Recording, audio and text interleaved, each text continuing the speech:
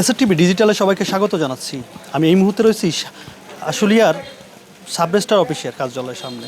আপনারা দেখতে পাচ্ছেন যে টানা 2 দিন যাবৎ কিন্তু অনির্দিষ্টকালের জন্য ঘুষ, দুর্নীতিবাজ সাব রেজিস্ট্রার পাভেলের পদত্যাগের দাবিতে কিন্তু এই আশুলিয়ার যে সাব রেজিস্ট্রার অফিসের দলিল লেখকের যারা রয়েছেন তারা কিন্তু ইতিমধ্যেই বিভিন্ন স্লোগান এবং মানববন্ধন পালন করছেন।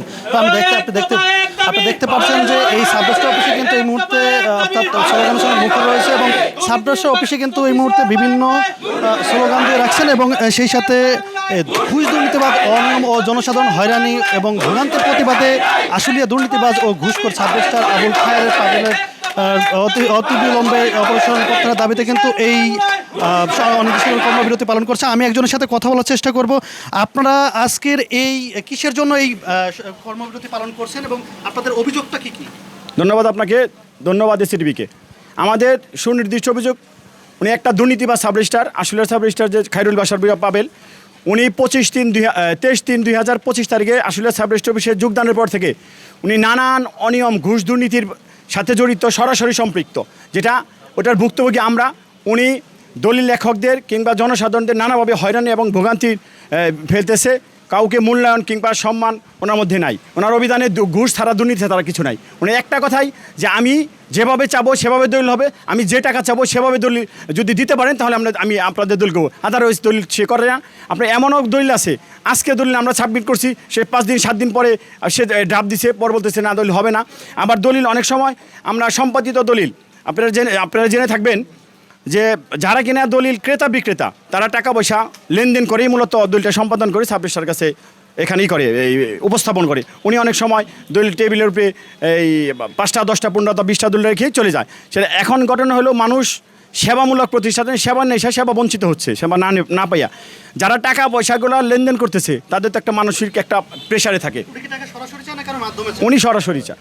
ধন্যবাদ। যেমনটা বলছেন সরাসরি ঘুষ দুর্নীতির মাধ্যমে অর্থাৎ বিভিন্ন অনিয়ম দুর্নীতির অভিযোগ উঠেছে এই আশুলিয়ার যে সাব রেজিস্ট্রার রয়েছেন আবুল বাশার পাভেল, এর বিরুদ্ধে কিন্তু এই মুহূর্তে টানা 2য় দিনের মতো কিন্তু কর্মবিরতি পালন করছেন এখানকার যা দলিল লেখক কল্যাণ সমিতির সদস্যরা। এবং সেই সাথে আমরা তাদের সাথে কথা বলছি, তারা যেমনটা বলছেন যে বিভিন্ন দলিলের মাধ্যমে অর্থাৎ বিভিন্ন উৎকোচে এবং সেই সাথে কিন্তু ভোগান্তিকে সাধারণ যারা জমি যারা ক্রেতা এবং বিক্রেতা যারা আছেন তাদের কিন্তু বিভিন্নভাবে ভোগান্তি করছেন। তবে আমি আরেকজনের সাথে কথা বলার চেষ্টা করব।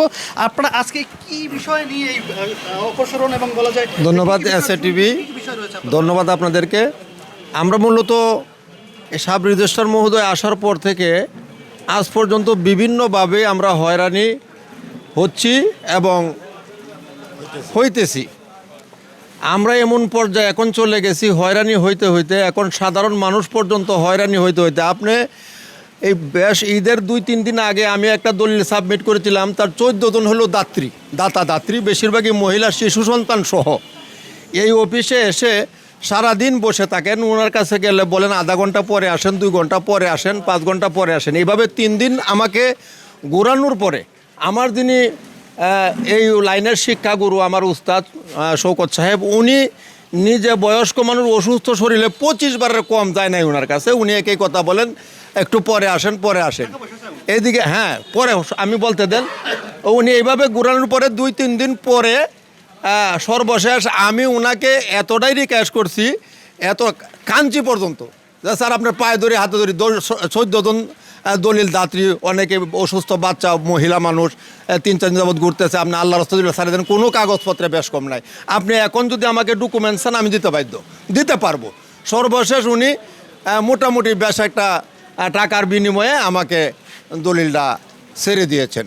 ধন্যবাদ। যেমনটা বলছেন যে বিভিন্ন উৎকোচের মাধ্যমে কিন্তু তারা এই দলিল লেখকদের সাথে কিন্তু বিভিন্ন আচরণ করে থাকেন এবং সেই সাথে এই পাভেল সাহেব কিন্তু অর্থাৎ এই সাব রেজিস্ট্রার যিনি রয়েছেন তিনি বিগত দিনেও কিন্তু এমনটা অভিযোগে কিন্তু হয়েছেন। সাবেক যে অফিসগুলো ছিলেন এরকমটা অভিযোগ ছিল বলে এখানকার দলিল লেখকের যারা কল্যাণ সমিতির সদস্যরা আছে তারা কিন্তু এমনটাই দাবি করছেন।